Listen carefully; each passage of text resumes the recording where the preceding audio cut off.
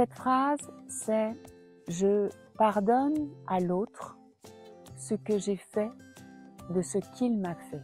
Je pardonne à l'autre ce que j'ai fait de ce qu'il m'a fait. » Elle est dérangeante, non? Mais elle dit quelque chose de vrai. Vous savez, si je crois devoir pardonner, c'est que quelque part, je me suis donné le droit de juger. Et ce jugement, il n'est pas neutre. Il ne se limite pas à observer un acte répréhensible. Il s'accompagne d'un cocktail d'émotions négatives, de scénarios mentaux, de projections, d'interprétations. Et donc juger l'autre, je l'ai exclu, je l'ai parfois, sans le dire, rejeté dans mon fort intérieur. Et alors c'est là que arrêter de juger, eh bien cela devient un acte qui n'est pas naïf, ce n'est pas tout accepter ni cautionner, c'est cesser de haïr, c'est lâcher le contrôle intérieur qu'on exerce sans même s'en rendre compte. C'est abandonner, c'est un abandon de soi, l'abandon du jugement comme mécanisme de survie. Et c'est là qu'on passe du jugement au pardon. Et c'est là aussi que l'on peut apprendre une autre forme de demande de pardon. Non pas « je te demande pardon pour ce que tu m'as fait »,